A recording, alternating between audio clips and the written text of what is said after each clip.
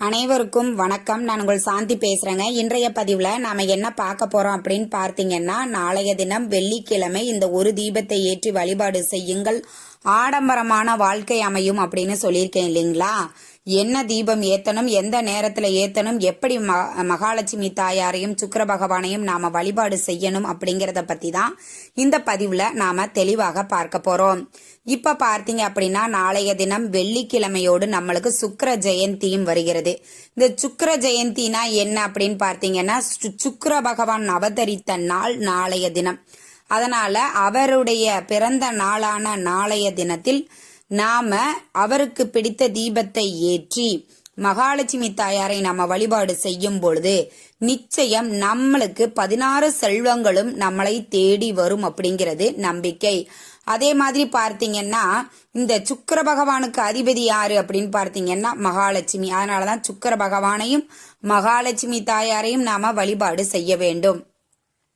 நம்முடைய வீடுகளில் மாலை 6 மணிக்கு மேல தாராளமாக இந்த தீபத்தை ஏத்தி நீங்க வழிபாடு செய்யலாம்.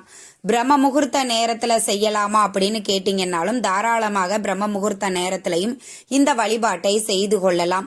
எந்த நேரத்துல வழிபாடு செய்யணும் அப்படிங்கிறத நீங்க தேர்வு செய்து கொள்ளுங்கள். 2 நேரங்களிலேயுமே தாராளமாக நீங்க வழிபாடுகள் செய்யலாம். இப்ப பார்த்தீங்கன்னா, சுக்கிர பகவானுடைய படம் நம்ம வீடுகள்ல நிறைய வீடுகள்ல இருக்காது. ஆனா நம்மளுக்கு பார்த்தீங்கன்னா மகாலட்சுமி படங்கள் இல்லைன்னா லட்சுமி குபேரர் படங்கள்லாம் வச்சிருந்தீங்கன்னா அதுல எல்லா கிரகங்களின் தெய்வ படங்கள் இருக்கும். அது மாதிரியும் நீங்க வீட்டுல வாங்கி வச்சுக்கலாம். தனித்தனியா கிரகங்களினுடைய படங்களை நம்ம வீட்டுல வச்சு வழிபாடு செய்யக்கூடாது. இருந்தது அப்படின்னா வழிபாடு செய்யுங்க. இல்ல எனக்கு லட்சுமி குபேரர் படம் இருக்குது ஆனா கிரகங்களினுடைய படங்கள்லாம் இல்ல அப்படிங்கிறவங்க மகாலட்சுமி தாயாரினுடைய படத்திற்கே நம்ம இந்த வழிபாட்டை தாராளமாக செய்யலாம். ஆனால் சுக்கிர பகவான் கூறிய தீபத்தை ஏற்றி நாம வழிபாடு செய்யும் பொழுது சுக்கிர பகவானினுடைய அருளும் நம்மளுக்கு கிடைக்கும். அதே மாதிரி ஒருவருடைய ஜாதகத்துல இந்த சுக்கிர பகவான் நன்றாக இருந்தால் மட்டுமே அவர்களுக்கு பார்த்தீங்கன்னா வீடு, மனை, கார், பங்களா, நல்ல வேலை, நல்ல மனைவி, குழந்தைகள் இது அனைத்துமே ஒரு ஆடம்பரமான வாழ்க்கை அமைய வேண்டும் அப்படின்னா சுக்கிர பகவான் அங்க நன்றாக இருக்க வேண்டும். ஒரு சிலருக்கு சுக்கிர பகவான் நீச்சம் அடைஞ்சிருப்பாங்க. அவங்க எல்லாருமே வெள்ளிக்கிழமை அன்று சுக்கிர ஹோரையில இப்ப நான் சொல்லக்கூடிய இந்த தீபத்தை ஏத்தி வழிபாடு செஞ்சுட்டு வந்தாங்க அப்படின்னா அவங்களுக்கும் இப்ப சுக்கிர பகவான் அவங்க ஜாதகத்துல நீச்சம் பெற்றாலுமே அவங்க வாழ்க்கை ஒரு ஆடம்பரமான ஒரு வாழ்க்கையே அவங்களால வாழ முடியும்.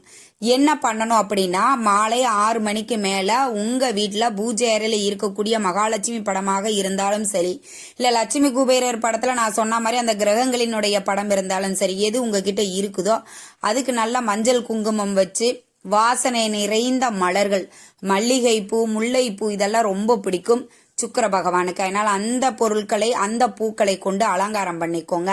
பண்ணிட்டு நெய்வேத்தியம் என்ன வேணாலும் வைக்கலாம். கற்கண்டு சாதம் வைக்கலாம். கற்கண்டு வெறும் கற்கண்டையே நீங்க அப்படியே வச்சுக்கலாம். இப்ப நான் சொல்லக்கூடிய இந்த தீபத்தை நீங்க ஏத்துங்க. என்ன தீபம் அப்படின்னு பார்த்தீங்கன்னா, வெள்ளி விளக்குல தீபம்.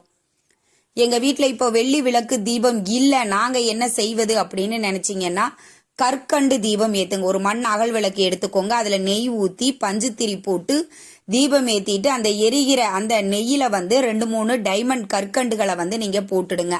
இது வெள்ளி தீபம் இல்ல அப்படிங்கிறவங்களுக்காக.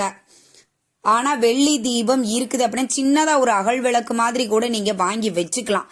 ஏன்னா அது ஒரு 500 ரூபாய்க்குள்ளதான் நம்மளுக்கு கிடைக்கும். வாய்ப்பு இருக்கிறவங்க உங்களுக்கு நீங்க வாங்கி வச்சு இந்த வழிபாட்டை செய்யுங்க. வெள்ளி தீபம் வெள்ளிக்கிழமை அன்று சுக்கிரஹோரை நேரத்துல நாளைய தினம் ஏத்தி வழிபாடு செய்வது மிகச் சிறப்பானது.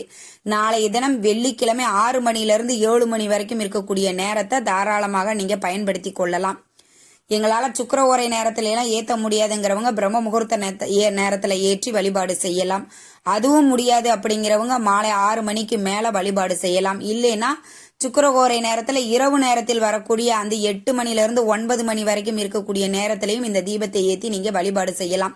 உங்களுக்கு நான் இத்தனை நேரம் கொடுத்திருக்கிறேன். உங்களுக்கு எந்த நேரம் வசதியாக இருக்குதோ அதை நீங்க பயன்படுத்தி கொள்ளுங்கள்.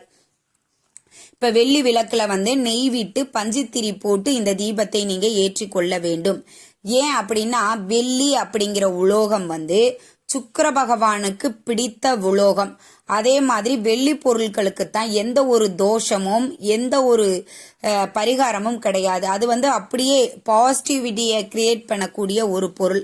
அதனாலதான் அந்த வெள்ளி பொருள் அப்படிங்கிறதுக்கு அவ்வளவு ஒரு மகத்துவம் இருக்குது. சின்னதா ஒரு அகல் விளக்கு வச்சிருக்கிறோமா, அதுல ஏத்தலாமா, தாராளமா ஏற்றிக்கொள்ளலாம். உங்களுக்கு தேவை வெள்ளி விளக்குல தீபம் ஏற்ற வேண்டும். நாளைய தினம் சுக்கிரஹோரை நேரத்துல ஏத்தினாலும் சரி, இப்ப நான் சொல்லியிருக்கக்கூடிய நேரங்கள்ல நீங்க ஏற்றி வழிபட்டாலும் சரி. அதே மாதிரி சுக்கிர பகவானுடைய மந்திரங்கள் இருக்குது அப்படின்னா உங்களுக்கு தெரிந்ததை பாராயணம் பண்ணுங்கள். நான் சுக்கிர பகவானுடைய மந்திரம் கீழே டிஸ்கிரிப்ஷன் லிங்க்ல கொடுக்குறேன், அங்கேயும் போய் நீங்க பாத்துக்கோங்க. அதே மாதிரி பார்த்தீங்க அப்படின்னா நம்ம நாளைய தினத்துல சுக்கிர பகவானுடைய பிறந்த நாள் அப்படிங்கறதுனால அவருக்கு பிடிச்சதெல்லாம் நம்ம வாங்கி கொடுப்போம் இல்லைங்களா. அதனாலதான் சுக்கிர பகவானுக்கு பிடித்தது கற்கண்டு. அதனாலதான் கற்கண்டு, டைமண்ட் கற்கண்டை நீங்க வைக்கலாம். கற்கண்டு தீபத்தை ஏத்தலாம், வெள்ளி தீபம் ஏற்றலாம். கட்டாயம் வெள்ளி தீபம் அது இல்ல அப்படிங்கிறவங்க கற்கண்டு தீபத்தை ஏத்திக்கோங்க. ரொம்ப விசேஷமா நீங்க பண்றீங்கன்னா சக்கரை பொங்கல் பண்ணலாம், பால் பாயாசம் பண்ணலாம்.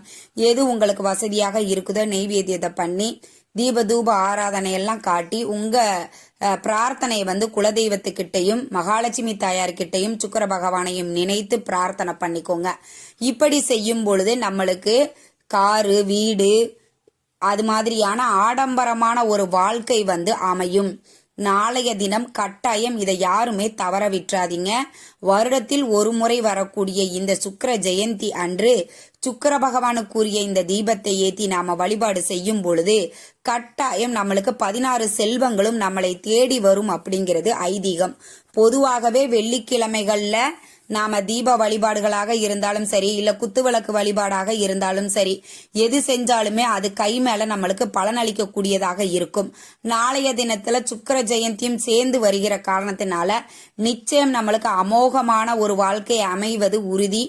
கண்டிப்பா ரொம்ப எளிமையா நான் வழிபாட சொல்லி இருக்கிறேன்.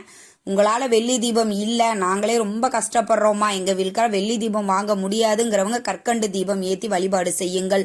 நிச்சயம் உங்களுக்கு அந்த வருடம் நீங்க கற்கண்டு தீபம் ஏத்துறீங்க, எங்களுக்கு வெள்ளி விளக்கு வாங்குறதுக்கு வசதி இல்ல அப்படிங்கிறவங்க ஏத்தி வழிபாடு செய்யறீங்க அப்படின்னா அடுத்த வருடம் உங்களுக்கு சுக்கிர ஜெயந்திக்குள்ள உங்க வாழ்க்கை வெள்ளி விளக்கு, வெள்ளி குத்து விளக்கு வாங்குற அளவுக்கு பொருளாதார நிலை மேம்பட்டிருக்கும். அந்த அளவுக்கு ரொம்ப சக்தி வாய்ந்த எளிமையான வழிபாடு தாங்க. நாளைய தினத்துல நீங்க இந்த வழிபாட்டை செய்து சுக்கிரனினுடைய அருளும் மகாலட்சுமி தாயாரினுடைய அருளும் பரிபூரணமாக பெறுங்கள். இந்த தகவல் உங்களுக்கு ரொம்பவுமே பயனுள்ளதாக இருந்திருக்கும் நினைக்கிறேன். வீடியோ பிடிச்சிருந்தா லைக் பண்ணுங்க, ஷேர்